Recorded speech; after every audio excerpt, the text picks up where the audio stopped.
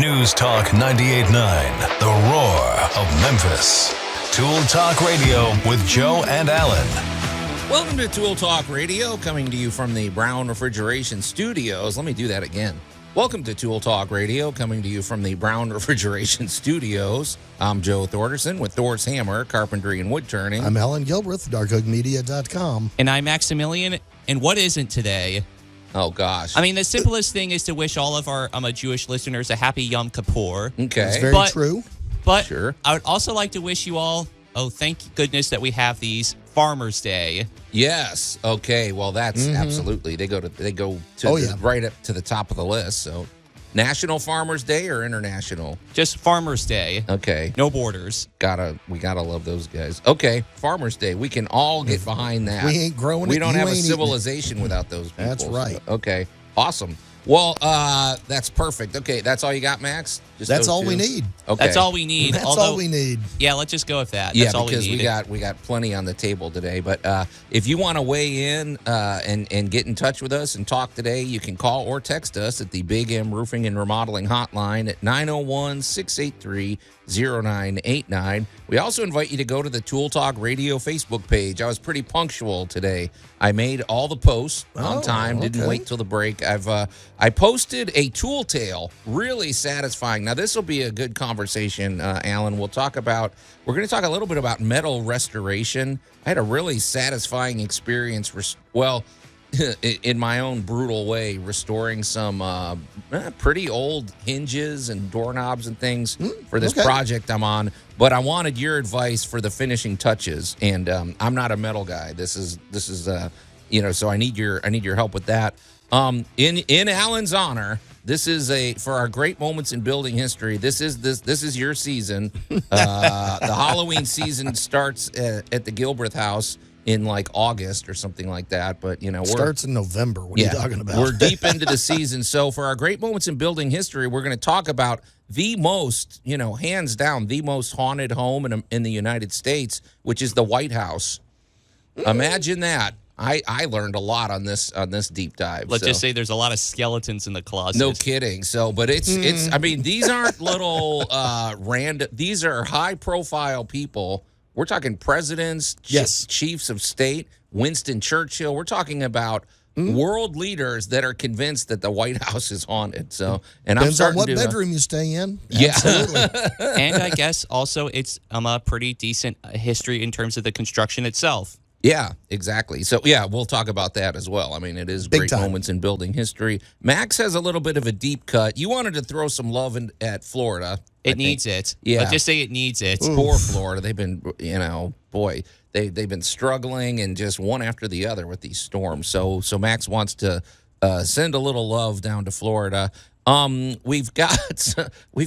is going to be sort of an ongoing, I'm going to call this listener participation. Well, we've got two things on that. And this is something I would love for our listeners to take part in. We want to see your, we'd love pictures of your Halloween yard art, something unique. We don't want just the boring cookie cutter. You got a pumpkin on the front. We want unique and Halloween hacks. That's going to be ongoing until we get up to the big day. But also, in that vein, I say we open this up for the rest of the month, Allan.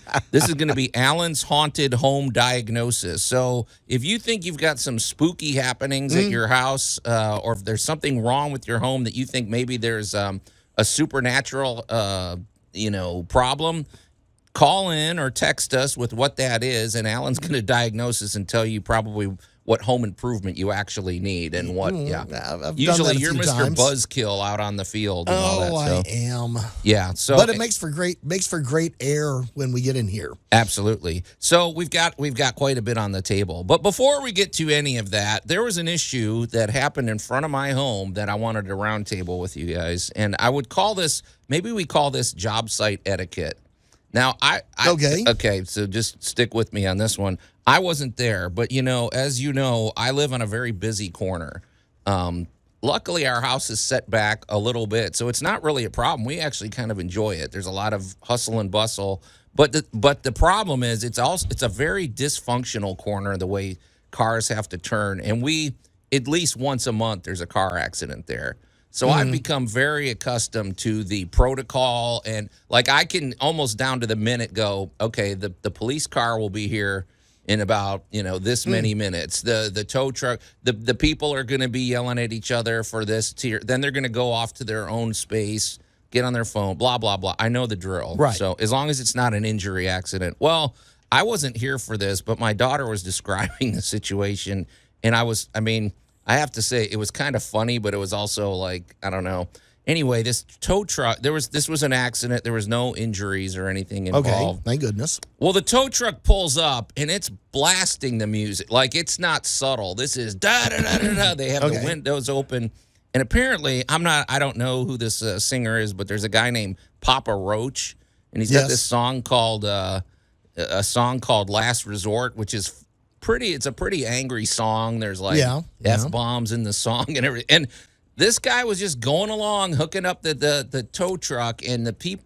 I feel like that's sending the wrong message to an accident site. You didn't even say what some of the lyrics were. Well, I'm not going to say, Max, because they're bad. Leave that alone. Yeah, leave that alone. They do include, like I said, some F-bomb. There, But so that's what I want to ask you guys.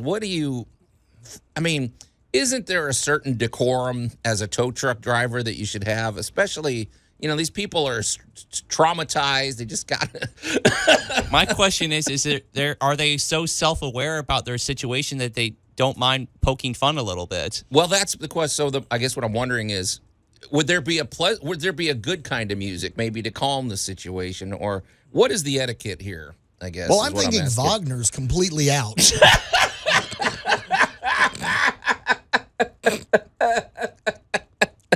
Okay. I'm just saying, the ring, the Ride of the Valkyries is probably not. I don't know though. Maybe that is some pretty classic stuff. But I felt like there was this person did not make the situation better, is what I'm saying. No, or they're so tired of listening to people try to explain things to them that they just put it on something where everybody would just be quiet. So this is a veteran driver. Yeah, okay. Let me explain. Yeah. There are a lot of times in the service industry where you do not know, do not care to know, and do not need to know the conditions or the whats, the wheres, the whys. Mm-hmm. You got a very simple job. Now, for a tow driver, car A goes on back of tow truck. Yeah. And you go away. That's the entire transaction. Right. Don't need to know your grandmother gave you the car. Don't need to know that you got new tires. None of that matters. Yeah. And I have discovered over the years that for some strange reason, some people seem to think you need the backstory to the situation. Now, he might have been drowning that out, or he just might not have cared and happened to like that song.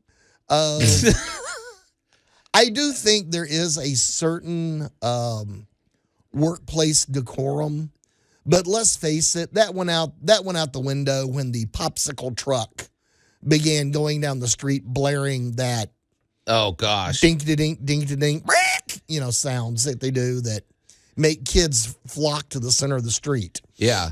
I don't know. The reason this resonated with me is because some of the most irritating, we've talked about job site etiquette on the construction site and things like that. And now that I reflected, the reason I think that I thought this was so interesting is because some of the biggest problems I've had with fellow contractors being on a job site really doesn't have to do with anything other than the music was usually 90% of it. It's like, why are you blasting your music? Why do you assume all of us have your same taste in music? Yeah, we don't want to I'm trying to make a phone call. I got to call this homeowner. Now I got to go outside because you're over there doing your whatever or something. When you're sharing a space with somebody, I feel like don't impose your tastes on them. Well, I'm going to say earbuds. Yeah. What's wrong with earbuds? Earbuds are just fabulous. That's what I do. I just listen to headphones. I would never in a million years put my stuff on, because they don't want to listen to the Smiths or the Cure. Kind of makes me think of how you the whole idea of how you said before, you don't want to make someone their problem your problem. They're making their music your music. Right. However, I do think though this driver missed an opportunity, because now I'm picturing the flip side. What if this person pulled up and you open the truck and now there's like some Kenny G music or something just wafting out and laying, calming the entire. That's not going to calm anything. Oh, did you choose improperly? I was like, yeah, but also, I thought tow truck drivers can also get tips. I've tipped tow truck. If they really do a great job and they're real gentle, I've done that. You can just walk down the street and hand people money if you want. I mean, right. I would have tipped this tow truck driver. I don't know. Well, that's on the table. If you have thoughts about job site etiquette, or if you have any thoughts about what there is a certain level. What of opportunity this driver missed or created, just get in touch with us at the Big M Roofing and Remodeling Hotline, 901-683-0989. All right, this is going to be a fun show today, you guys. When we come back, we've got a tool tale, and Allan is going to teach us all about metal restoration. Mm-hmm. Tool Talk Radio with Joe and Allan. Extraordinary events call for extraordinary actions. Will you form an allegiance to use sudden violence? Okay. Do you have the tools to turn a wooden mop handle into a stake? Which size? News Talk 98.9, the roar of Memphis. I would tip these people too. Yeah, if you can find an employee with that kind of loyalty, pay them whatever they want. And welcome back to Tool Talk Radio, coming to you from the Brown Refrigeration Studios. I'm Joe Thorderson with Thor's Hammer, Carpentry and Wood Turning, here with my buddy Allan Gilbreth from darkoakmedia.com and our pal Max over there behind the glass. You can call or text us at the Big M Roofing and Remodeling Hotline at 901-683-0989, especially if you've got a situation in your home that is maybe you think you have a ghost or some sort of spirit, or there's a supernatural problem. Call in or text and tell us what the problem is, and Allan will diagnose it and tell you what home improvement you actually need. You're not a big believer in this ghost stuff. As much as you hunt these guys down and everything, you're just you're Mr. Buzzkill. You like to tell everybody what they're actually seeing. So. Well, when you're a skeptic on these things, it's a lot of fun, but yeah, when you get in some of these places and you start poking around, it's kind of like, oh, okay, we need an electrician. Right. We need, you need to check that plumbing. You need to, basically the idea is the science of how a building decays. Yeah. Okay. So we're going to get into that. So that's on the table all October. That's just, that's part of the seasonal advice that we'll be giving, or Allan will be giving out. And we also want to see your great Halloween yard art, and if you've got any good Halloween decorating hacks. So there's and of course we can't wait to get to our conversation and great moments in building history, talking about the haunted White House. But before we get to that, Max, I've got something to share. And now, Tool Tales with Tool Talk Radio. At least you didn't say the name of the thing you were about to do. I caught myself, thanks. But you brought it up, so you undercut it again. So thanks. You're welcome. So I have a tool tale. Very satisfying. For one thing, what was satisfying about it was how cheap the solution was to do this. It was literally a pack of sandpaper, and that was it, in a razor knife. So, but as you know, I'm winding down. I'm getting to the end of this big project I've been on for quite a while. And the thing is, this job I'm on is this home is built in 1929, so it's close to 100 years old.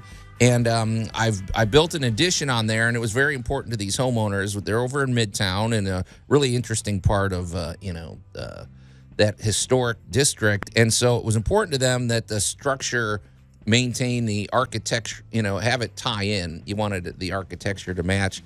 But despite all of the new construction, they wanted to save a few things from the old home. So we're taking the back door that was on this home and moving it to this new wing, you could say.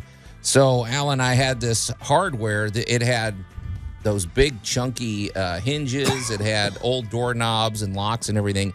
And it was bad. It had paint. They had paint all over them. They turned kind of this greenish, bronze, brown. They just looked filthy. And they wanted to somehow save those. So when it comes to metal restoration, I have to be honest. My approach is generally, what did Alexander the Great do when he came in? Was that Gordian knot? Untying the knot. He just came in and chopped it in half with a sword or something. Yeah. Mine is usually the more blunt approach. So I said, okay, there's probably a chemical that'll take this off. There's probably some solvent, but I don't know what that is. So I just grabbed some 300 grit sandpaper. I gently sanded in one direction on these hinges and on the doorknobs and everything else. And I have to say, and then I, wiped it down and took a razor knife to get into all the edges where the paint was jammed in. And it was one of the most satisfying restorations I've done. I posted some pictures on our Tool Talk Radio Facebook page, but so it left kind of a uniformly distressed look. It's really cool. And now I want to do it maybe at my house on some of the hardware. But the one thing about it, Allan, is I'm now at a point where I want to do the finishing touches, and I don't really know what I'm supposed to, wipe this down with or treat the metal with. And I thought, you know a lot more about metal restoration than I do. So, well, one, using a really, really fine grit sanding material, regardless of what it is, kind of a time-honored way of getting all of the stuff. It was fast. It was coming off. It could be some of the projects I've worked on. It could honestly be hundreds of years of buildup.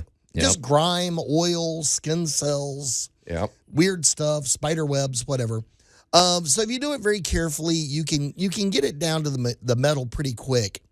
Now, depending upon the kind of metal, you go to your local big box store, there's probably 50 different products that are rust inhibitors, metal protections we'll start with the blatant. We'll just go with the easy one. WD-40, because everybody has some. I almost grabbed the WD-40. I'm like, I don't want to do it till I talk to you. Well, the one thing I like about WD-40 is WD-40 will also help clean out the inside of a lock mechanism. Well, can I say something? Because I had a question about WD-40, because in my mind, when I was a kid, all I thought of is, well, this is like a spray-on oil, but it's also like a cleaner, right?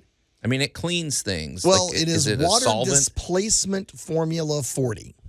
Oh, that's right. That's what WD stands for. What it is a petroleum product it's kind of the Heinz 57 of oils, because it's not any one.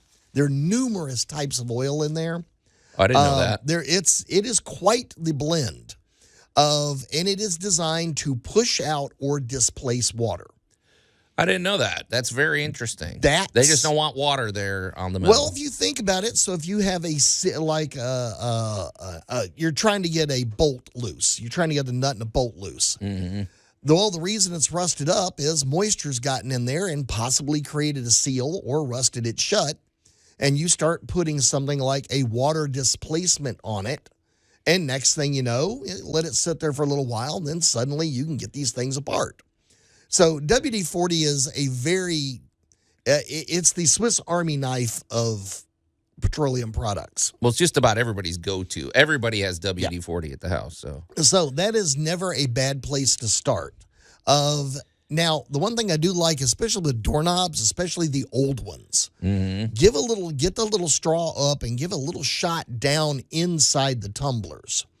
Because if it's grody on the outside, it's grody on the inside. I did. I took it apart, and it was pretty messed up. Yeah, and those tumblers get stuck, and this is why your key doesn't work really well, and this is how people end up breaking keys off. What's cool about this, though, is, and I know a lot of people live in older homes and everything, and before you just go chucking that old hardware, it's really satisfying. It's like finding a treasure. I think of these buried treasure movies or something, and you rub the dirt off, and you're like, wow, there's a gold coin under here. It's pretty satisfying, and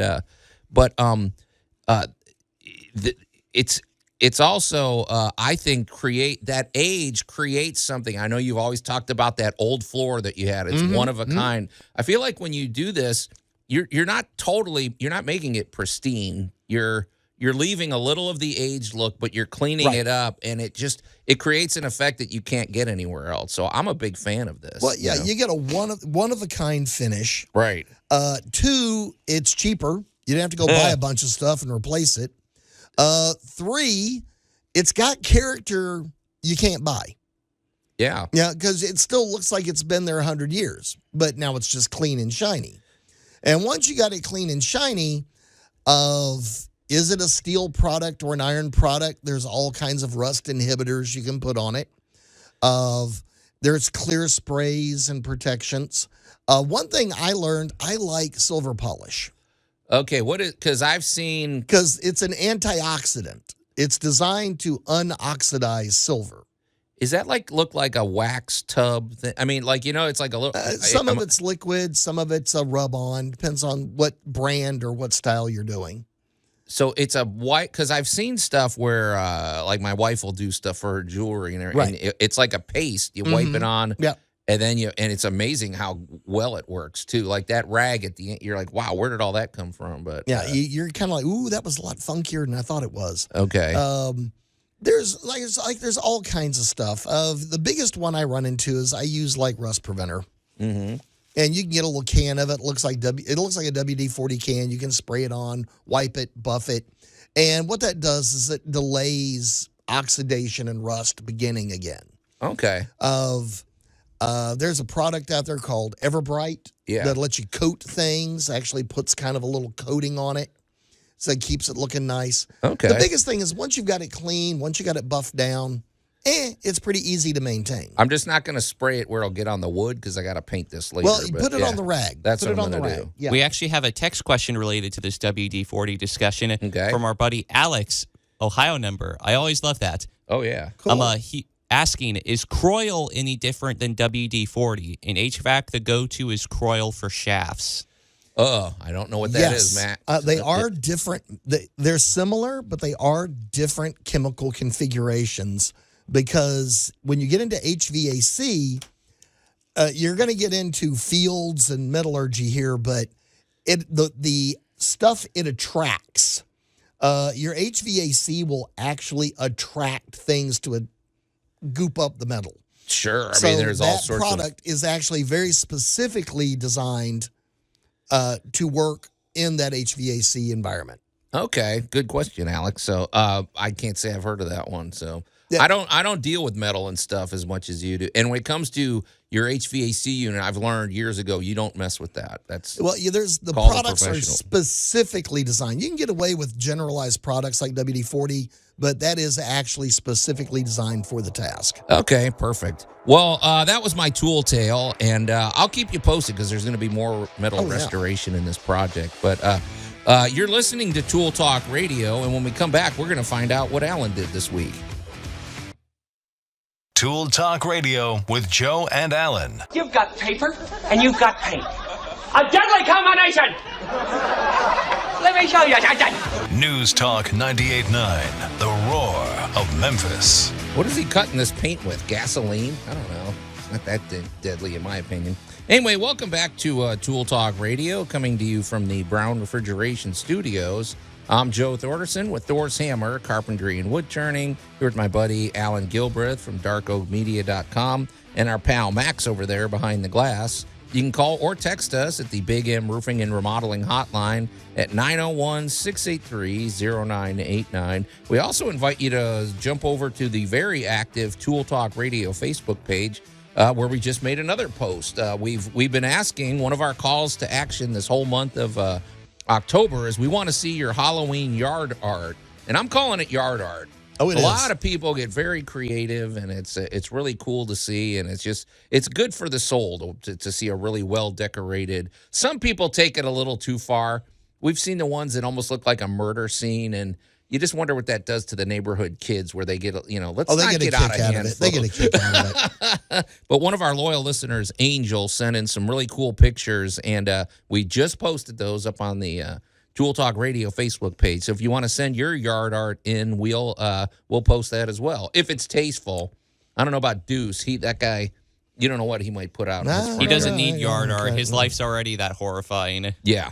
Anyway, in a minute, we're going to find out what Allan did this week, which sounds like I don't think it was horrifying at all. It looks like it was pretty satisfying work for a change. Before we get to that, though, we want to talk about our good buddy Larry Brown with Brown Refrigeration, and it was nice having him in the studio last week. The guy, it's hard to get him in; he's always working. Imagine Busy that. guy, yep. Well, he's laser focused on providing the best HVAC service in the Mid-South, and they really do have a great business culture over at Brown Refrigeration. And I'm really proud to call Larry a friend and a partner on the show, because I mean that's what you want with your HVAC company. You need somebody, for one thing, they're state of the art. They are always working with the cutting edge technology and actually beyond. So it's not just and they're always forecasting what's coming.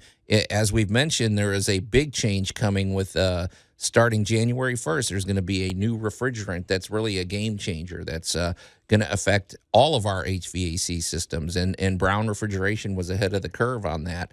They're all about providing the cleanest and most conditioned air for your home year round, and they do that with their Train systems. They also do that with the Remy Halo system, providing the UV power of the sun to clean the air. And they also have this cutting edge technology of cleaning air ducts. That's not an easy thing to do. No.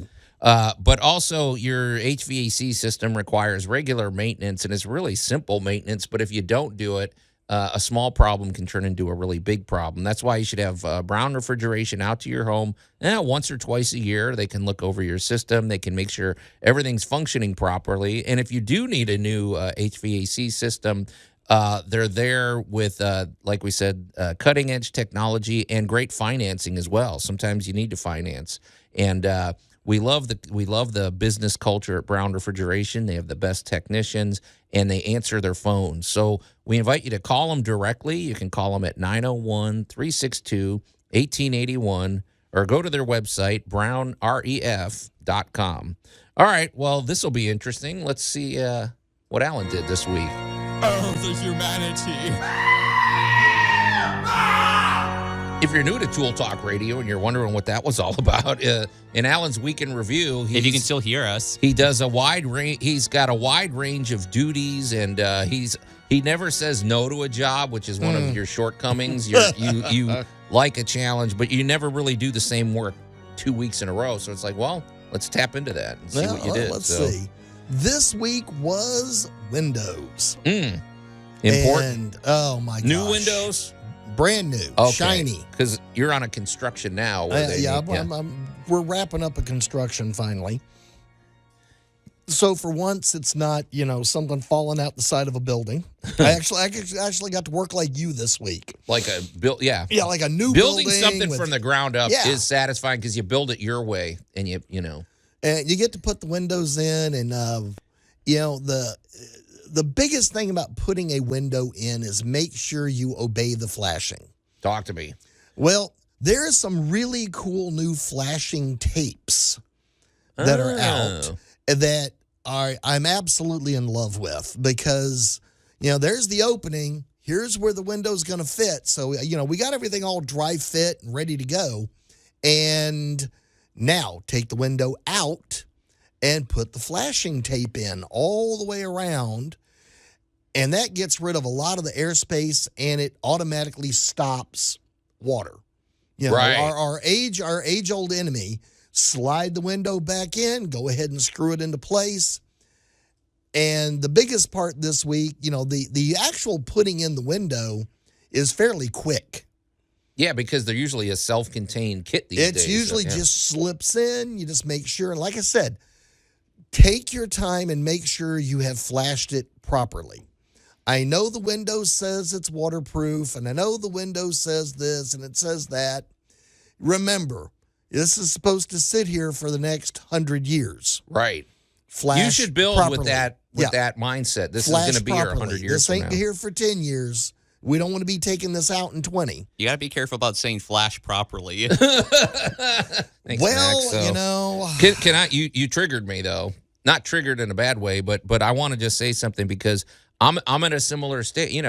As I'm building, I don't assume anything. In fact, I always assume the worst. When it comes to, you're talking about windows, somebody may say, "Oh, well, it's going to get covered up with siding and trim, and there's going to be caulk, and there's going to be." No, I always assume at some point water is going to find its way through. So Yes. you want to create like 4 or 5 barricades before it gets to the stud or anything. So just assume water will get in, because it probably will one day. Yeah, and that's that's the takeaway lesson is take your time, look it through, follow the instructions, get it right. Then comes the fun part. On the inside of the house, now you got to make it look great. Yeah. Well, that's true. The outside is functional mostly. Well, the outside more or But- less takes care of itself. You're gonna drop that into place, and that's pretty much how the window's gonna look. Now, when you go inside the house, Right. now is where you're gonna get into, well, how do we cover this up? How do we cover the hole in the wall? How do we, what are we gonna do here? And what we opted to do on this particular one was go in with a Quaker style, because this is going to be a modern farmhouse. We went in is this a 4-inch barn dominium? Nope. It's just going to be a modern farmhouse. Okay. It's going to be a little over a couple of 1,000 square feet and got some beautiful windows. I sent you a picture of one of them. They are modern, clean, aluminum, well done, double pane, double hung. I mean, every fancy schmancy thing that makes these great windows they got. Now you got to make it look good. Right. And like I said, we went with a 4-inch Quaker. Now, what does that mean? That means we're not mitering the edges.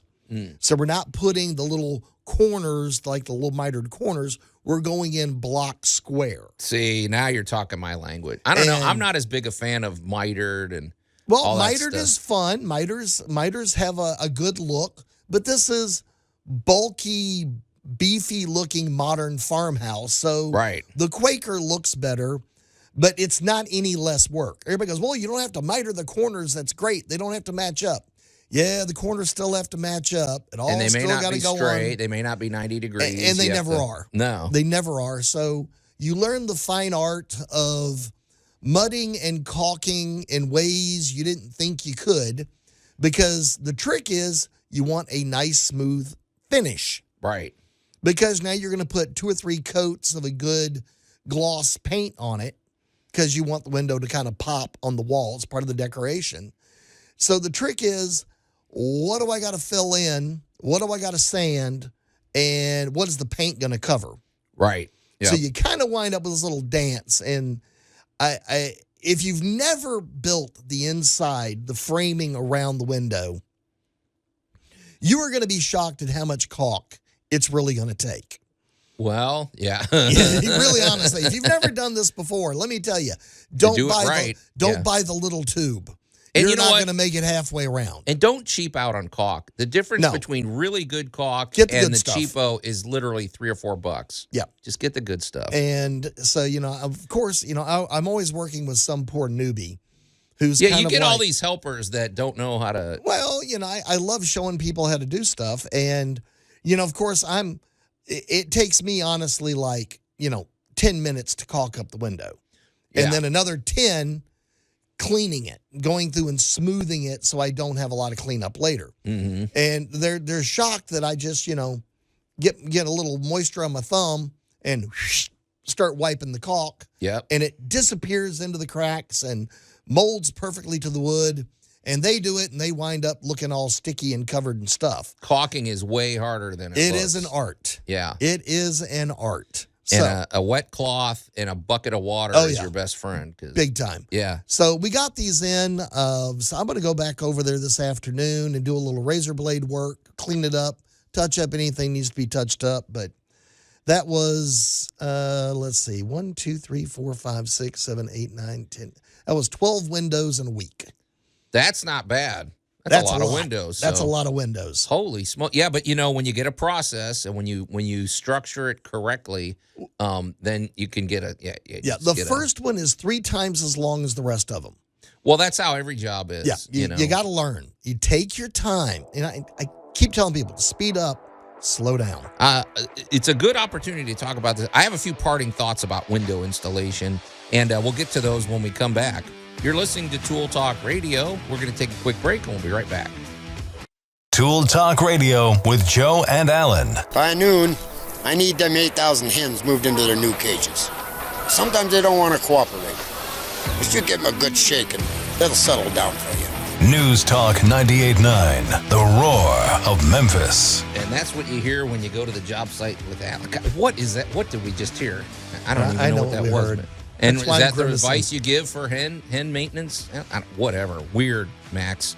And welcome back to Tool Talk Radio, coming to you from the Brown Refrigeration Studios. I'm Joe Thorderson with Thor's Hammer, Carpentry and Wood Turning, here with my buddy Allan Gilbreth from darkoakmedia.com and our pal Max over there behind the glass. You can call or text us at the Big M Roofing and Remodeling Hotline at 901-683-0989. And we also invite you to go over to our very active Facebook page, because on the Tool Talk Radio Facebook page, we've got a few posts, and including a post from one of our listeners, Angel, with some really cool Halloween yard art. So if you've got any Halloween yard art, send it over. You can send it any day of the week, but it's also nice if you send it now. And if it looks cool and classy, we'll put it up there. We have a couple texts standing by, right, Max? I had a couple before we get to that. I had one or two quick comments, because Allan was talking about installing some new windows this week, and it's 12 windows in a week. That's really good work, man. That's a lot of.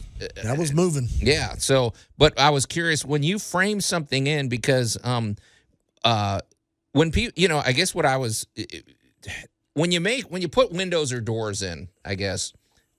It's very counterintuitive. It's sort of counterintuitive, and more or less my mindset when I'm doing a door or a window is I assume nothing is level. I just base that's my going in assumption, and not just that. In any direction, the wall could be leaning in, it could be leaning out, it could be leaning sideways or whatever. So I like to leave myself a good, 3/4 of an inch gap around. Like if this window is 34 by 36 or whatever, I'm going to make my opening 34 3/4 by 36 3/4 and kind of center it. And right. Because you're more or less making almost something that's floating. And I do the same thing with the door. I don't mind adding some shims and supports, because the worst thing in the world is for that window or door to get squeezed or pinched, because it's not going to open. It might even break. You know what I mean? So it's like, give yourself some I guess we would call it a safety offset.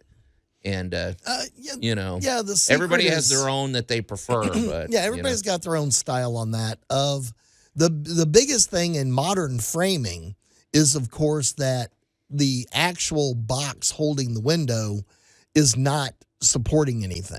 No, it's the shims and everything. Well, but I mean, Bo, it's not supporting the roof. There's nothing to press down on the window. Right. Because you have to put, when you frame the wall. Headers and now, again, welcome to 100 years of stupid, because you don't know what somebody did 100 years ago. You hope they put a header in there. You hope they boxed it in properly. They hope the supports are extra. You hope they did that. Just in case they didn't, having a little extra room and maybe even putting in some corner braces, not always a bad idea.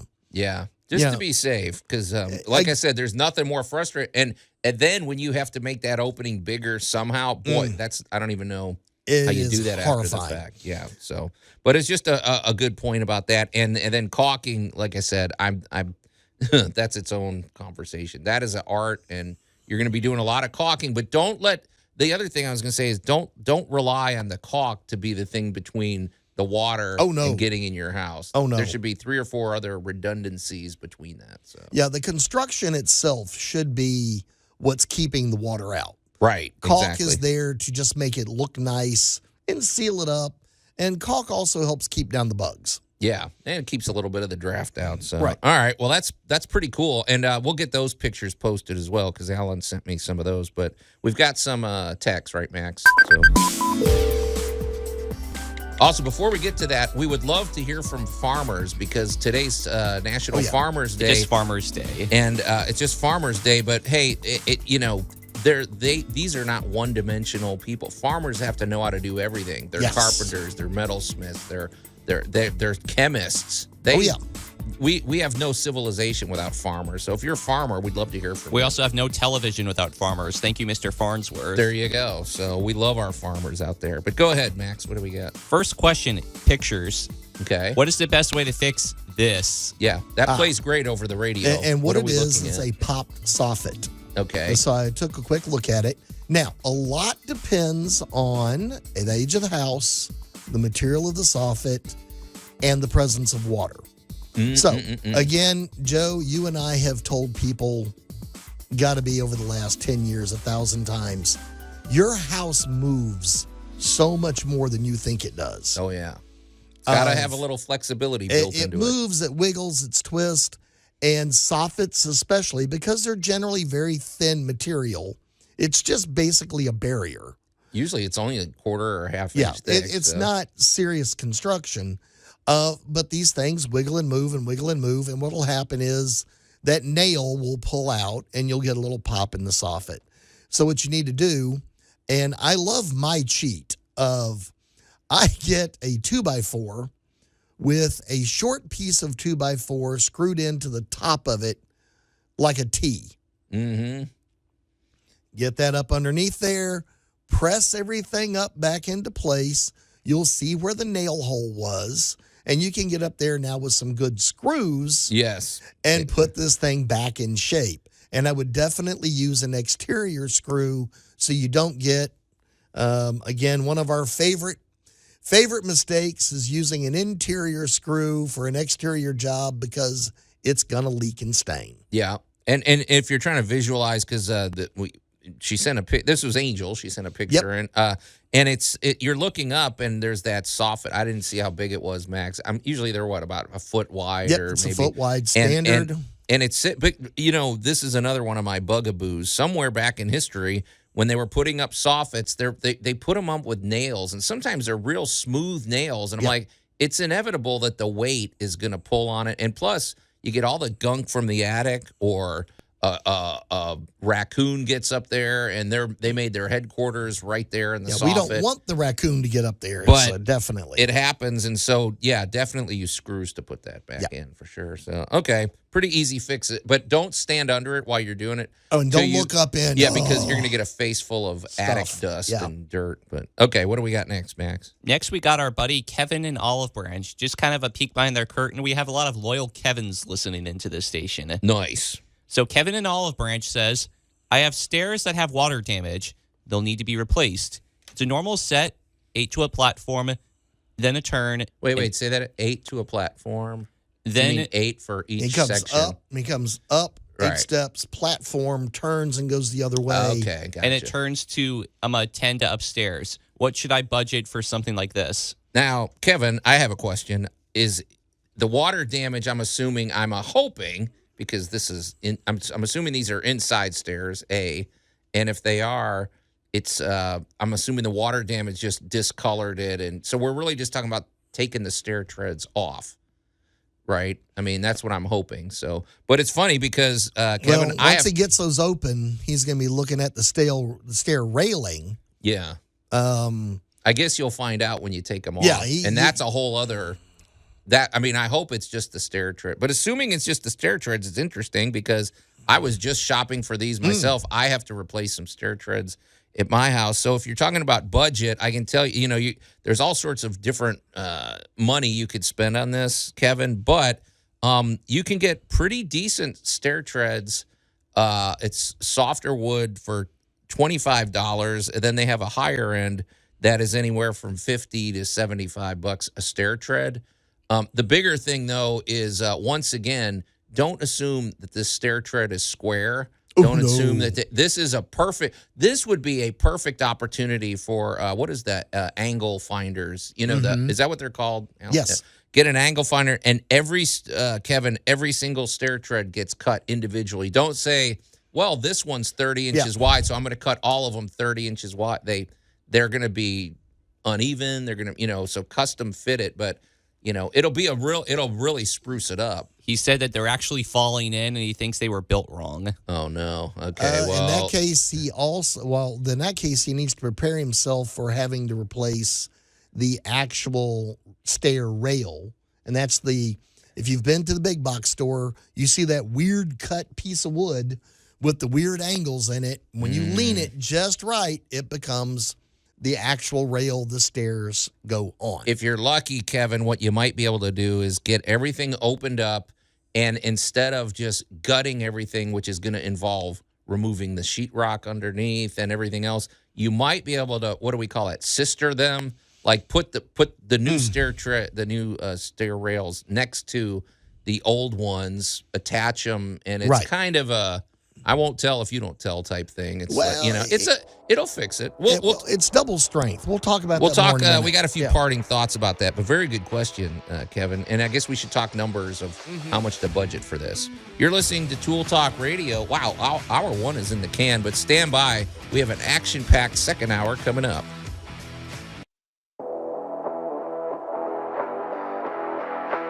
News Talk 98.9, the roar of Memphis. Tool Talk Radio with Joe and Allan. And welcome back to Tool Talk Radio, coming to you from the Brown Refrigeration Studios. I'm Joe Thorderson with Thor's Hammer, Carpentry and Wood Turning. Here with my buddy Allan Gilbreth from darkoakmedia.com. Our pal Max over there behind the glass. And our pal Max over there behind the glass. Sorry, Max, I didn't give you your and.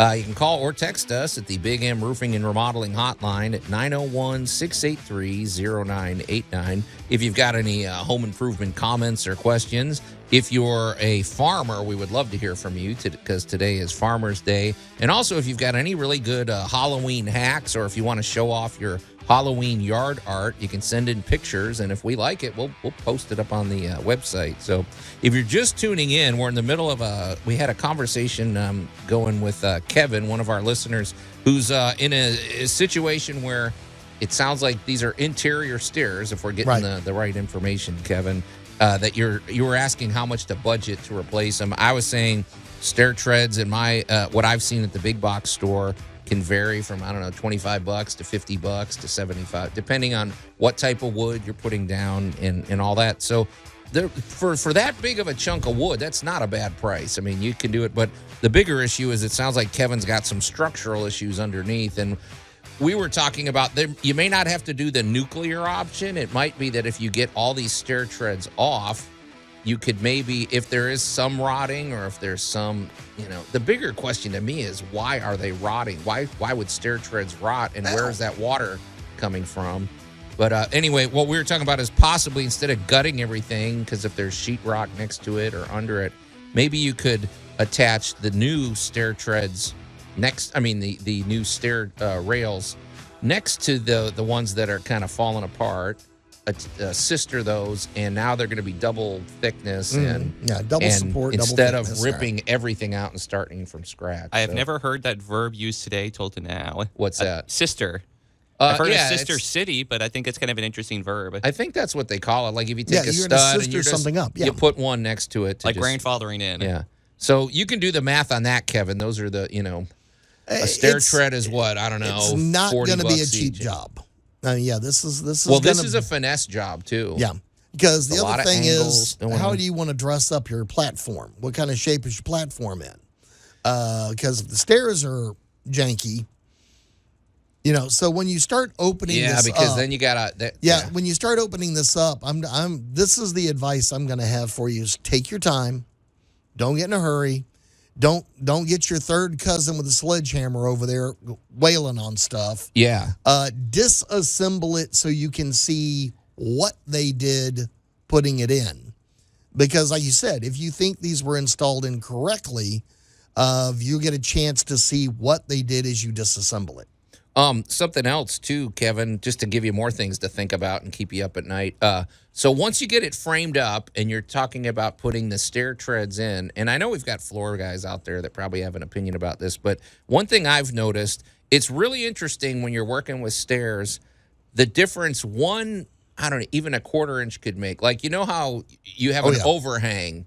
Well, if that overhangs too much, for one thing, you're creating a point that could crack down the road, but also every time you go up the stairs, you might trip. It catches the tip of your toe. So I'm a big believer in doing kind of a dry run, like you said. Put 3 or 4 of those stair treads in place and just test it and say, is this comfortable to walk up?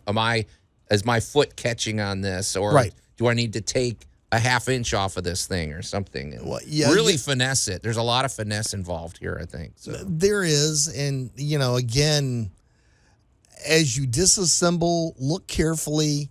If you know the history of the house, that would be great, because they might have had 9 kids bounding up and down this thing, which is why they're so beat up. Yeah.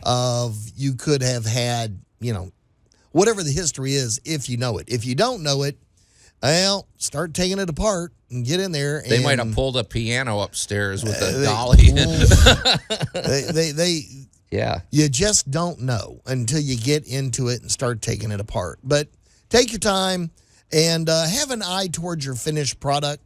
Really, really kind of be ready to go with that. Yeah. So, and Kevin, this is definitely a situation we could use some pictures. So I hope that was helpful. The platform, that's its own thing. That's a lot of hard, and you're going to have to find a hardwood that matches your whatever. So I would do a lot of thought, give a lot of thought draw to this. it out on paper a few times before you start taking it apart. Exactly. So, all right. Well, let's shift gears, you guys. So, And now, a deep cut with Maximilian.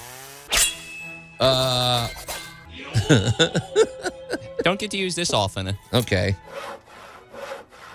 But today, like as you said at the beginning of the show, because Florida's had a tough time this week, I wanted to show Florida a little love. There you go. Because you like to make fun of the Floridians. Correct. Florida man. Let's call this a truce. Okay. Well, I'd like to highlight the fact that back around a year ago, I recently discovered that the world's largest 3D printed building was completed in Wellington, Florida. So congratulations to Florida on holding a record-setting structure. I mean, I certainly hope it's still standing. Well, they're made to be hurricane resistant, right? This one was made to be hurricane resistant. So this is one of these concrete things where they pull up and they... Correct. Cobod, which is responsible for using the 3D printer, has already had a very good reputation in making record-setting structures. Cobod printers have already made the world's largest 3D printed structure, which is in Saudi Arabia. It's about 33 feet tall. And the fastest, 3 buildings in 8 days in a place called Oman. Wow. Holy smokes, man. So if you can handle the aesthetics of these places, because that's my only thing. I've been watching some videos about the 3D printed structures. I can't say it's my cup of tea in terms of its look, but there's a little bit of a Flintstone element to it. There's a little bit of a brutalism thing to it, yeah. But, again, that is just the structure. What you do with it, you go have a good time. And this is what they did with it. What did they do with it? It's a horse barn. Okay. It's well, you got to protect the horses. So. 10,000 square feet with a height of 13 feet and a total length of about 155 feet.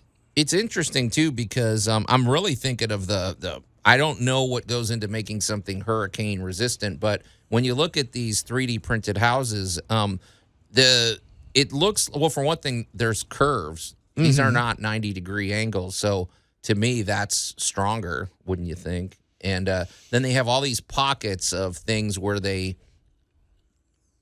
a flexibility built in, but it can absorb it. It disperses weight, I suppose, is what it is. So. Right. It's designed to disperse stress. So that's kind of a new idea. And I guess as time and weather stresses them, we'll see how well they hold up. But, all the theories are good. The materials are good. There's very little to fuss about at this point, but we'll know in 10 years, we'll know in 20 years. Yeah. And just kind of a funny side note on the part of the person who created it, the Floridian, he was saying that my 3D printed structures are so strong that whenever there's a hurricane or flooding, people can commonly do like belly flops off of them. Wait, or like a diving board. Yeah, great idea. Let's do that. Let's dive into sewage water full of debris on top of the guy's house. I believe his point is my building will be here. Okay, I don't know. It's a little obnoxious. While all my neighbors have been washed away, and I don't know. Well, at least they got a place to go hide. Okay, but they're going to have to figure something out because man, that's rough, and you don't want to. We do have to deal with hurricanes and everything, and Hurricanes, tornadoes, and other natural disasters will keep coming, folks. Okay, so well, Max, that's pretty good. But did you get the name of this place, or did they not give it out? It was in Wellington, Florida. It was created by a company called Printed Farms. Okay, Printed Farms. Well, hats off, and we hope everything's going well. So, all right, well, let's shift gears. We got something else we're gonna get to, which is our must-have item of the week that I'm holding up, and I posted this on our Facebook page. It's definitely nothing extraordinary. Well, I mean, it's nothing expensive. Let's put it that way. But is it handy when you need it. When you need one, you got to have one. That is a C clamp. Yeah, the letter C, a capital C clamp. And it's funny because to me it looks a lot more like a G. That's what I was just about to say. Yeah, when you hold it up. So, folks, if you can just picture, it's usually cast metal, and it's got a little handle that you crank in, and it tightens up, and it literally uses the letter C. And but like I said, it does look like a letter G. But man, and you want a variety size of this. This one I have here is the 2-inch C clamp, which is that's when you have that. I don't know. I use this a lot if I've got like 2 3/4-inch pieces of wood and they can't move. Like maybe I need them to stay in place while I'm cutting them or boring holes through it or something. Or it's just a good little cheat, though. This is your extra set of hands that you need. It is. Yeah. Do you have many C clamps in your arsenal? Do I have any or how many? Many, yeah. This seems like something you'd have in your holsters. Well, when you get into a lot of the older buildings and you do have to sister things together, you slap that 2x4 up there, slap that C clamp on it, crank that baby down, and now you can go through and put your bolts, tighten everybody up really well. And they're remarkably strong. They will hold things in place. I'm starting to hear a word of the day, and that's sister. Yeah. It is today. Yeah. It's funny how themes emerge. But the other thing about a C clamp, there is this nice little rubber padded thing on the metal section there. Boy, don't over tighten with these, or you're going to put holes and dents in you your. Can crunch some stuff. If you're using some decorative trim and you're using a C clamp, use it judiciously or put something in between it, But, man, these things are great. I dare say just about every home workshop or everybody, just keep these in. You know how you have the tool drawer in your kitchen or the junk drawer? Get yourself a few C clamps that are varying sizes and put those in. But that's our must-have item of the week.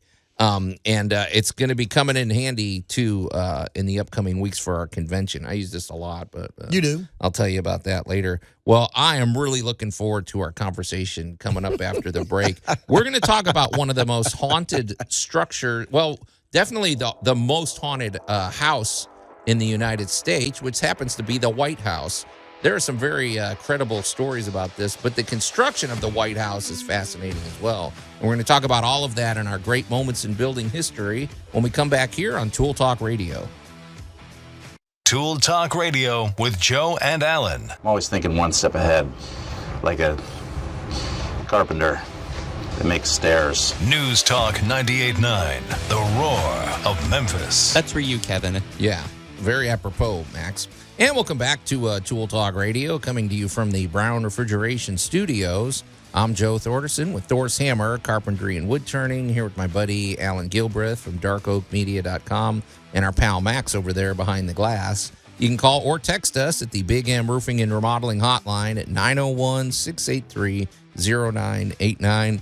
We also invite you to check out all the action over at the Tool Talk Radio Facebook page, and we'd love for you to participate. Send us in all month. We're looking for pictures of your Halloween yard art and your Halloween decorating hacks, and we'd love to see what you got going on out there. So one quick thing, though, Kevin's text really got me thinking about it. This is a situation, he has stair problems. He has to replace. This really is a great opportunity to jump on YouTube. Some videos are better than others, but man, it's very helpful sometimes if you find a really good YouTube video on you can pretty much find one on how to fix just about anything. And if you've got these stair problems, I would, Kevin, definitely jump on YouTube and see what kind of help you can get. But all right, guys. Well, I've been looking forward to this conversation. And now, great moments in building history. I think I say that every week, but this one is cool. We're going to talk about the White House. Why are we talking about the White House in October? Well, because, we love to lean into the spooky season. Well, among other things, besides it being the home of our president And what's also kind of cool, it's the only private residence of a head of state that is open to the public free of charge. very good. I've never taken the tour. I've never been to Washington, D.C. Have you been there, Allan?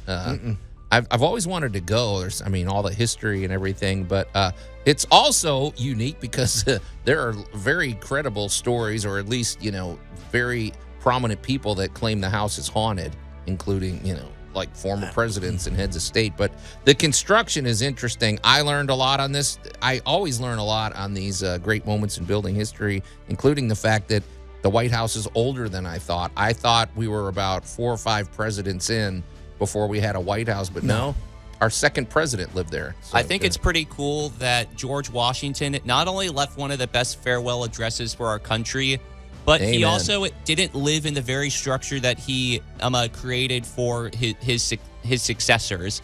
He mapped out the idea for D.C. with a man by the name of Pierre L'Enfant, but he never actually got to live in the fruits of his labor at 1600 Pennsylvania Avenue. Yeah, well, it's a big home, and it's architecturally it holds up.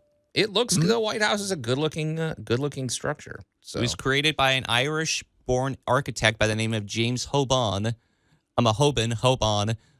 He was one of 9 proposals that was submitted, and he got the gold medal for it. I think that's just kind of a pretty cool story right there. Very cool. But Allan, constructing a home for the president of the United States, which at this point is a brand new country. Hopefully, you don't know back then. Hopefully, it's going to hold up. But you're going to have heads of state. It's not just something you throw together. Well, it was originally called the Presidential Palace. Okay. That doesn't go over very well with the, It did for a very long time. The French Revolution is still fresh in our mind, and they're thinking that was called the Palace until Teddy Roosevelt decided to call it the White House. Yeah. So that makes sense that he would be the guy to change it. When did the White House turn white? Before it even opened. Okay. And back in 1798, because they had been using sandstone in part of the construction, that stuff needs to be protected from the elements. So it got its first coat of whitewash, dun-dun-dun, back in 1798. I wondered if there was symbolic ideas for the choice of color, like white is purity or white is whatever. No, white was the color cheap of the day. and available and seal that stone. And it looked really good. But it looks good, yeah. So, there were a lot of steps in there of the White House has been renovated numerous times over the years. Expansion has taken place, a lot of modernization, especially starting in the 40s. Right after World War II, right? We started looking at, telephones, computers, electricity. Yeah, there was none of that when they built the place. A notable kind of construction period in history occurs during Harry Truman's administration. He actually lived at a large portion of his presidency at a place called the Blair House, which is right across Pennsylvania Avenue, because he decided to almost completely gut the White House, save for the exterior stonework. Yes. Okay, so he had to live out. Okay. He moved across the street, and as they have cleaned and done and renovated and cleaned and done and renovated again and again and again, of how it was built, how it was designed, where it sat, even how it sat has changed over the last 220, 22, 23 years now. So what do you mean how it sat? Well, where was the cornerstone? That was a big thing when the Masons put that down, was going to be this big historical marker. And it kind of got lost as renovations and expansions took place over the last couple hundred years. I believe it was actually found not too long ago during a repair and renovation. So kind of, just really interesting. And then you can get into the entire layout of this thing was really designed by the Masons. When you say the Mason, let's clarify. You're talking about stonemasons, or you're talking about the Masons? Okay, the Masons, the organization. So there is a ton of hidden symbolism in who, what, when, where, and how all of these things were done. well, that's what they're all about, right? Secret codes, and I mean, I watched that Nicolas Cage movie. With there you go. National Treasure. That's exactly it. Yeah, that was a notable documentary there, Joe. Yeah. One thing I'd like to kind of point out is not only the building traditions, but also the traditions that occurred themselves inside the White House kind of evolved over time. Okay. Well, I kind of find it kind of an interesting anecdote. You start off with presidents like Thomas Jefferson, who held an inaugural open house in 1805, and he was perfectly fine with just greeting guests inside of the Blue Room, letting them have like public tours, and it remained open except during wartime. And then you get to 1829, where things get a little bit more, let's just say, chaotic, and we might have to dial back who we let in. Because it was kind of open to the public. You could knock on the door and go, "Yeah, I'm here." Hey, Mr. President. Yeah, I'm here to see the president. That all changed when we get to Andrew Jackson. Everything always changed because of Jackson. Yeah. So he had to flee to safety, actually, because a horde of 20,000 inaugural callers forced him to go to a hotel while aides. Well, this is kind of interesting. They had to fill wash tubs with orange juice and whiskey to lure the mob out of the mud-tracked White House. Yeah. Wait, what is that drink called? Because I've heard a screwdriver, but what is whiskey and orange juice? It's called Get Out. Yeah. Wait, so this is a drunken mob, and they thought they're going to subdue. Okay. Well, they just moved the bar down the street. They moved the party outside. They moved the party down the street. Wow. So, okay. Now. That was their approach. Okay. Well, free booze down the street. Keep in mind, this is since we're going to address the paranormal here.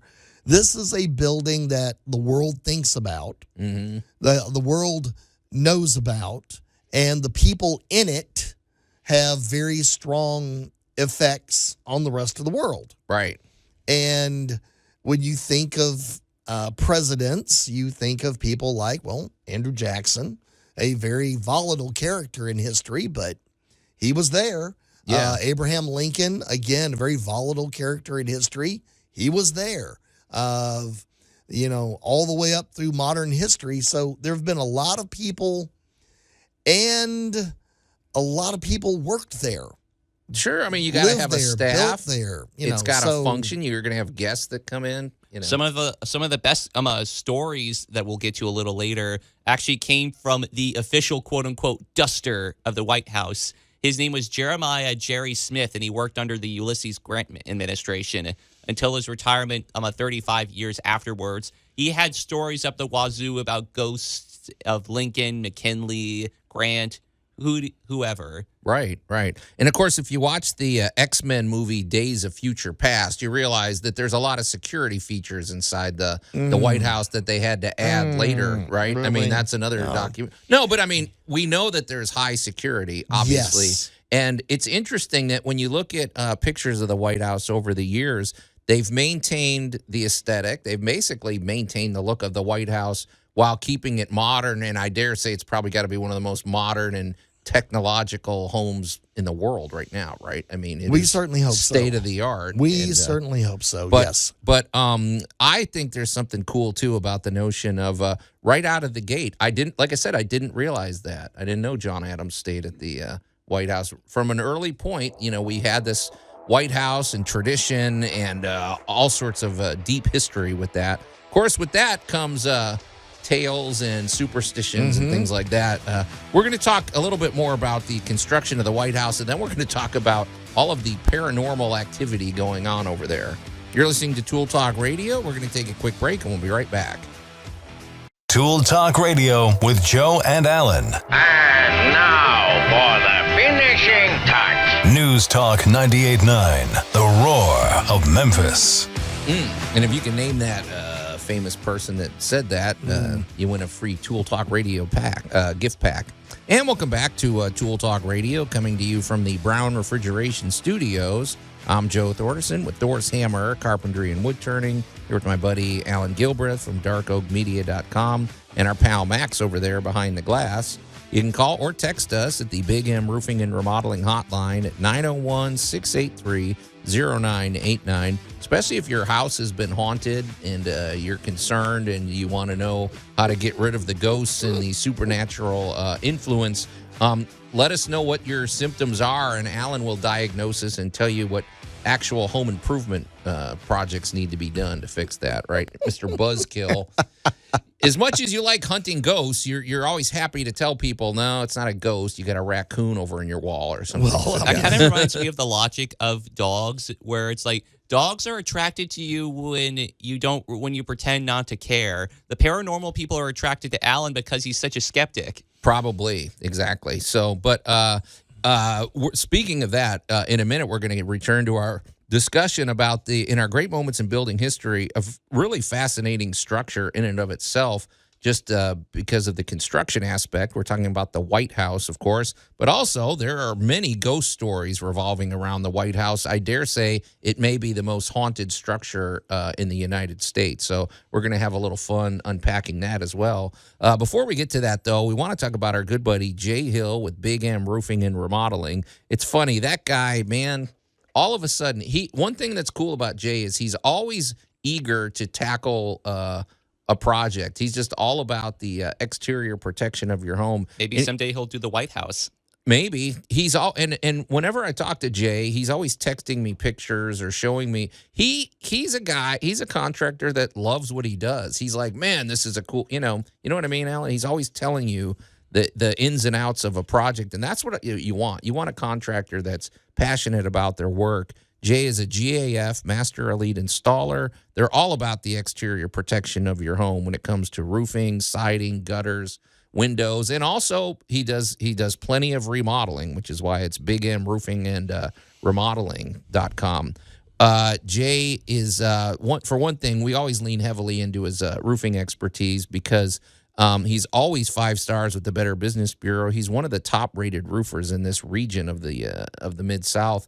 But also what sets Jay apart is the fact that he's a former insurance agent. And boy, is that critical, especially as we get some of the after effects of some of these storms that roll in. If your home is damaged and you need to make a homeowner's claim, it's really a process, and Jay should be the first person you call because you have to do these things in order. If you have Jay come out, he'll give you a free consultation. He's going to look over the damage and let you know if this is something that would be covered by your homeowner's insurance. And if it is, man, is that going to save you money. It's a really he takes what can be a very stressful process and he turns it into a very exciting prospect. And we love Jay's optimism and enthusiasm that he brings to every project. So Jay should be put him in your speed dial. He always encourages you to call him directly. You can reach Jay at 901-484-5645 or go to his website, bigmroofingandremodeling.com. Well, today on Great Moments in Building History, we're talking about the White House. I mean, we don't have to explain. I think everybody knows where it is.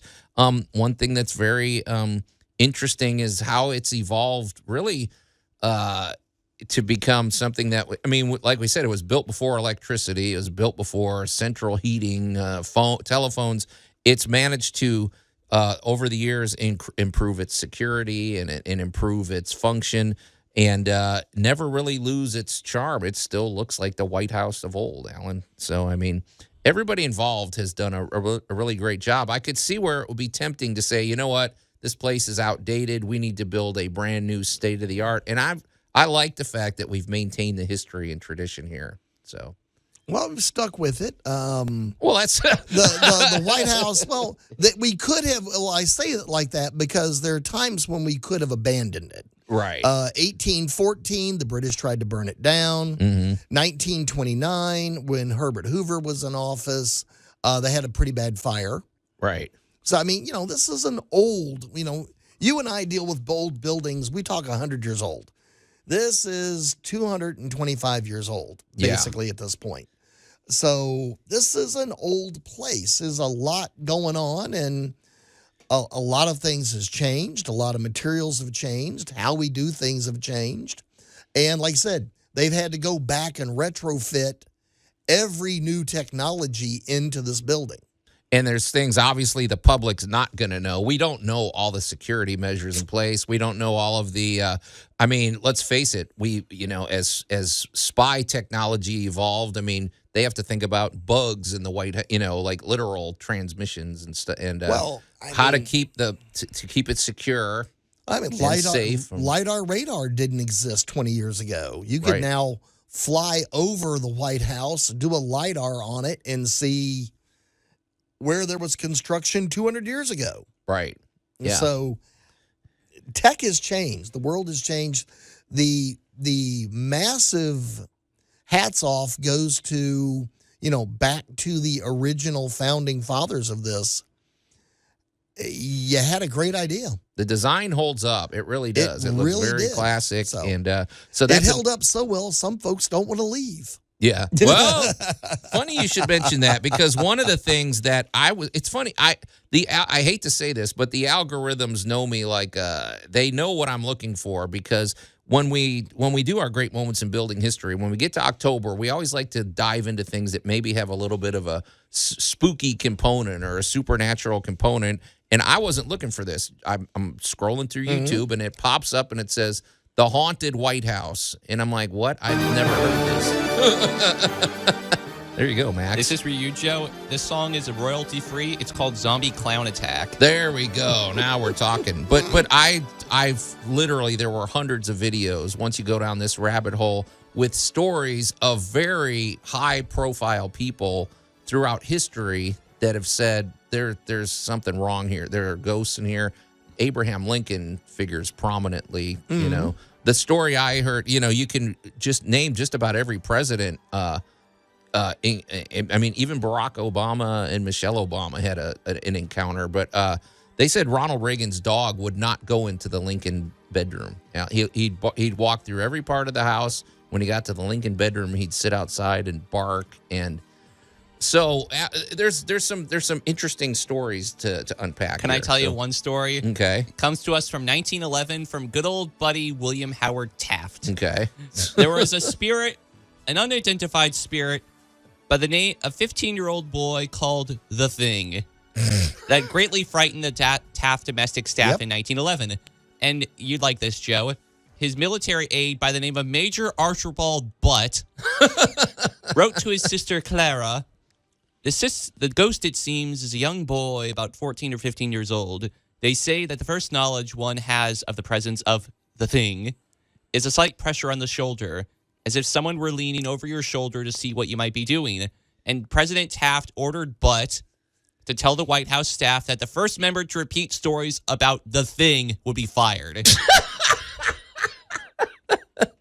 So these are the stories we know about, and somebody let it slip, Max, because now we do know about it. But Allan, this is a history I wasn't aware of. So well, all right, let's go with there have been reports over the last couple of 100 years. Now, all right, you got to remember this 1800. Mm-hmm. So First Lady Abigail Adams. The East Room used to be the laundry.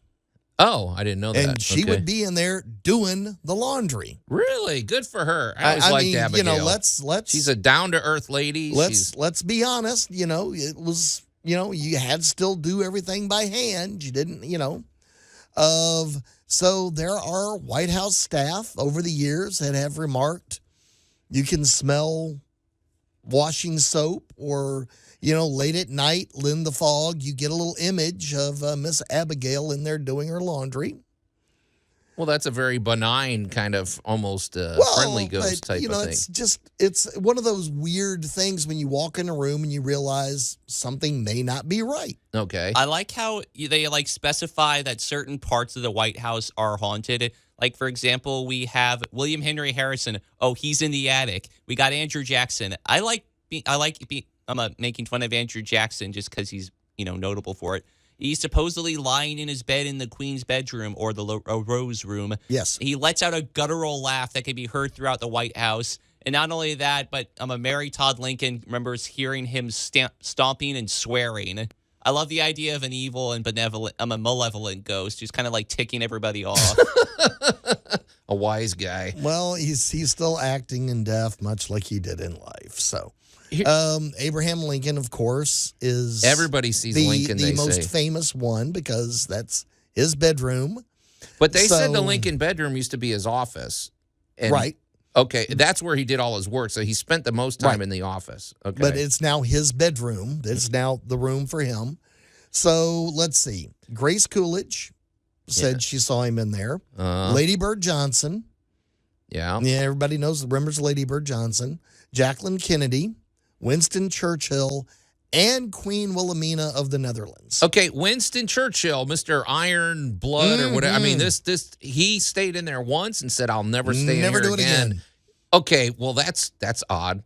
I mean, because the thing is, back in the day, like I know in the era of Harry Houdini and those whatever that was, what was that? The early 1900s. That's late spiritualism, 1800s. right? This was a big thing. People were doing seances and things to try to connect with their past. But we're talking more modern people, and even like I said, even the Obama said they had an encounter with a good. So I don't know. This spans generations and both parties and everything. So Miss Lincoln was said to have held seances in the Red Room to communicate with Willie Lincoln.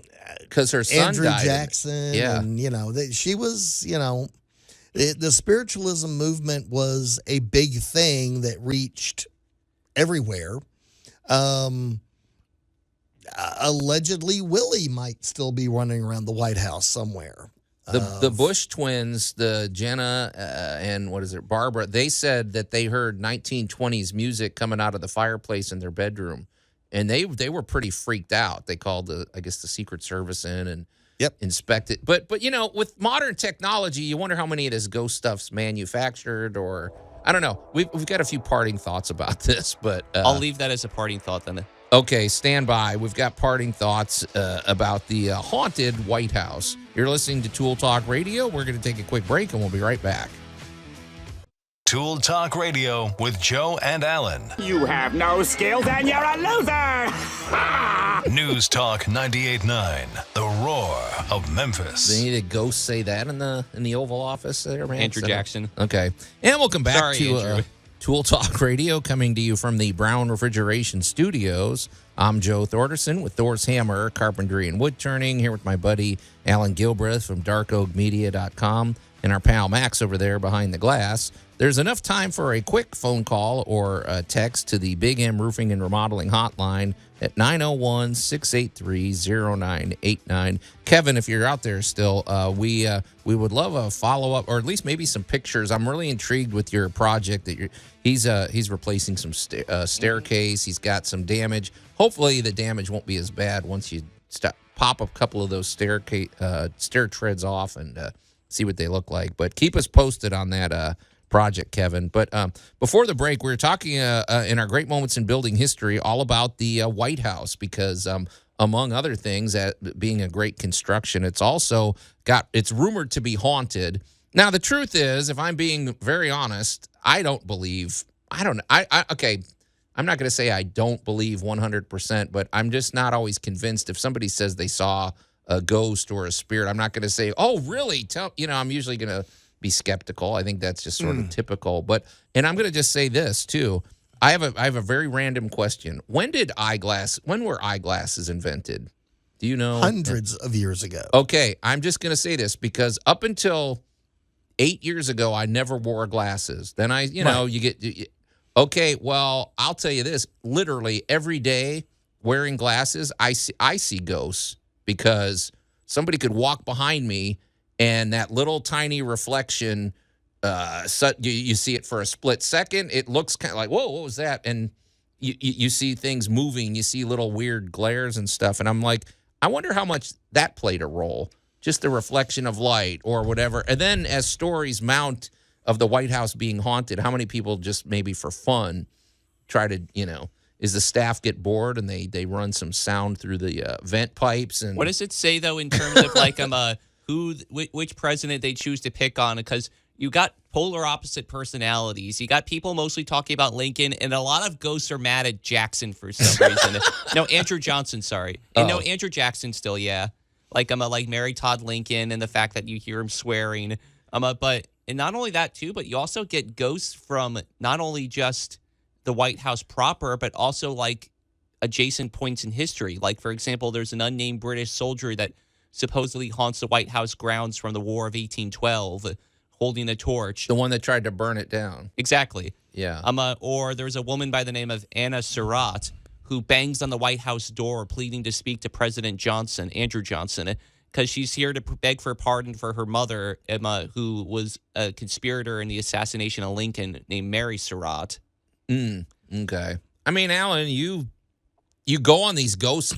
We're not kidding, folks. Go to darkoakmedia.com. Allan literally goes on ghost hunts with people.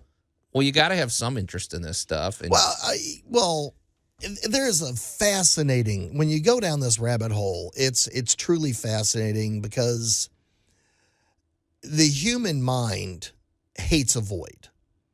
So we want to fill things in. And if we don't know what it is, we don't know. And I say that when you compare we've been picking on silly movies all day. I'm going to pick on Austin Powers. Okay. Because Austin Powers, the first one, did a great job of, you've been gone for 20 years. Your whole world has changed. Right. Because he didn't even know what a CD was. And CDs are now almost completely gone. We didn't know what, So technology shifts and changes, and buildings shift and decay. And let's face it, everyone in this building, every single person in this building is stressed. Yeah, it wouldn't be the most. You look at a president, they come into office already full of energy. They leave office, they got gray hair. They look like they've aged 20 years. Yeah, but, I'm going to pick on. So, Allan, why would you be stressed if you worked in the kitchen? Oh, I don't know. I'm feeding Queen Wilhelmina tonight. Right. I'm a little stressed. You're the janitor. You'd be a little stressed. Is there a government secret in your trash can? Is there when you think about the pressure of this building, I have no doubt people lose their minds in this building. Yeah. Because, I'm sitting there thinking, okay, just picture, Joe, you and your wife, you're the president and the first lady, and you have just been through briefings around the world. Right. Of everything going right, and heaven help us, everything going wrong. And somehow or another, 8, 9, 10 o'clock at night, you're supposed to go hop into bed and close your eyes and have a good night. Right. Knowing there's a hurricane bearing down on your country, or there's some kind of spy balloon that just got shot down, or, the things these people have to know. Yeah. By the end of the day, how do you unwind from that? It's interesting, and because, folks, trust me, I'm not some new age whatever. I'm very nuts and bolts, down to earth, common sense. However, I am a big believer. I think every home and really every structure has what I would call an aura about it. It has a vibe. You go into some places and you feel something. You know what I mean? And I think that could be the result of, okay, if you had a cook that lived in the White House, 100 years ago, and maybe they configured the kitchen this one particular way, and maybe as they rolled the cart out, it always banged into this one door. Or I think they leave their imprint to a degree on a structure. And I think everybody that's ever lived in a structure leaves their imprint, whether it's the color of paint they chose to put in. And that creates a vibe. I don't know. And maybe that's the colors subconsciously we pick up on it. Maybe the ergonomics of the building. So you think of the White House, all the history, like you said, all the things that have pivotal moments that have happened there. You and I have stood in a castle together. We've walked into a building and went, wow, think of all the craziness. Yeah. Knowing the history of the building, you and I standing right there in the middle of it. And that's only about a 150-year-old building. Yeah. But when you think of, it was a nightclub, it was this, it was that. It used to be people lived here, used to this, used to that. And now it's in its current state. And now beyond us, past you and I standing there, somebody else new's in it, and they're renovating the whole place. Yeah. So there was definitely history, definitely lots of stuff going on.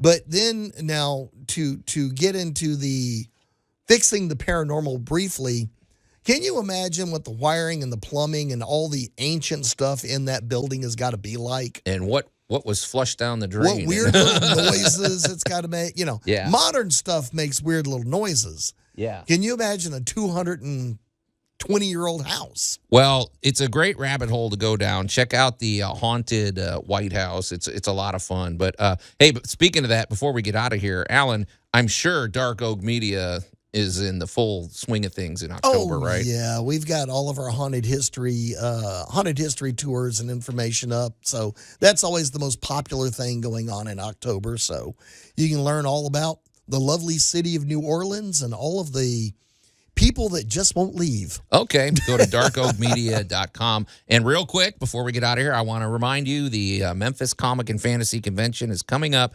November 23rd and 24th. It's going to be at the University of Memphis Holiday Inn. We're super excited about our celebrity guest of honor, Brandon Potter, who plays Quintus from The Chosen. He's also a big anime voice actor. Very affordable. It's a really great, fun family event. And we hope you'll come out. You can get your tickets at memphiscfc.com. And we invite you to follow the Memphis Comic and Fantasy Convention on Facebook. So it's fun season. There's a lot coming up this fall. A lot of great activities. So what an interesting show today. Boy, wide ranging, good calls. And like I said, I'm really looking forward to hearing more from Kevin about his project coming up. But in any case, the music's playing, so it's time to get out of here, you guys. So on behalf of my buddy, Allan Gilbreth, and our pal Max over there behind the glass, I'm Joe Thorderson. Thanks for listening to Tool Talk Radio, and we'll see you next week. And just one more time, thank you, farmers. Absolutely.